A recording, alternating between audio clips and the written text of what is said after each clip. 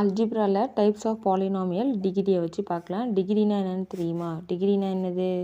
இப்போது x square அப்படின்னு இருக்குன்னா இந்த வேரியபிளோடைய முதல்ல வேரியபிள் அப்படின்னா வந்துட்டு ஆல்ஃபபெட்ஸில் இருக்கிற எல்லா லெட்டர்ஸும் ஓகேவா, மாறக்கூடியது தான் வேரியபிள் அப்படின்னு வந்து நம்ம சொல்லுவோம்.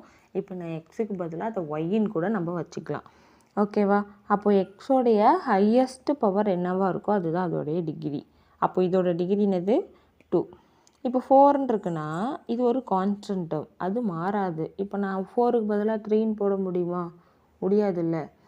அதனால மாறக்கூடியது எக்ஸுக்கு பதிலாக இப்போ நான் ஒய்ன்னு கூட மாற்றலாம், ஒரு பிரச்சனையும் வராது. அப்போ எக்ஸ் ஸ்கொயர் அந்த வேரியபிளோடைய ஹையஸ்ட் பவர் தான் டிகிரி.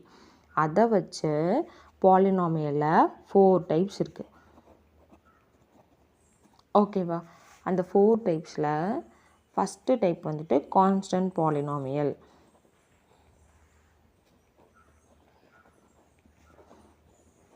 கான்ஸ்டன்ட் பாலினாமியல்னால் என்னது? வெறும் கான்ஸ்டன்ட் டேர்ம்ஸ் மட்டும்தான் இருக்குது. இப்போ 4, -2, 0, 0.12 இப்படின்னு சொல்லிட்டு வர்றது தான் வந்துட்டு என்னென்னு சொல்லுவோம்? கான்ஸ்டன்ட் பாலினாமியல் அப்படின்னு சொல்லுவேன்.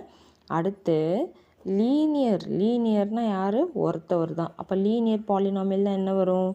எக்ஸு, ஒய்யு, இசட்டு இதெல்லாம் வந்துட்டு எக்ஸு, ஒய்யு, இசட்டு இதெல்லாம் வந்து இப்போ x+2 இது எல்லாமே என்னென்னு வரும்? லீனியர் பாலினாமியலில் வரும். அடுத்து குவாட்ரட்டிக் பாலினாமியல்.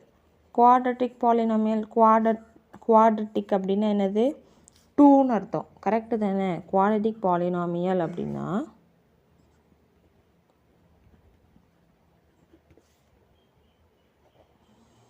குவாட்ரட்டிக் பாலினாமியல்னால் அதோடைய ஹையஸ்ட் பவர் 2ஆக இருக்கணும். இப்போ y² + 3 x³ + y இப்படின்னு சொல்லிட்டு வர்ற ஈக்குவேஷனை தான் குவாட்ரட்டிக் பாலினாமியல் அப்படின்னு சொல்லுவேன். நெக்ஸ்ட்டு 4த்தாக வந்துட்டு கியூபிக் பாலினாமியல். கியூபிக் பாலினாமியல் அப்படின்னா என்னது? நிறைய டேர்ம்ஸ் இருக்கணும்.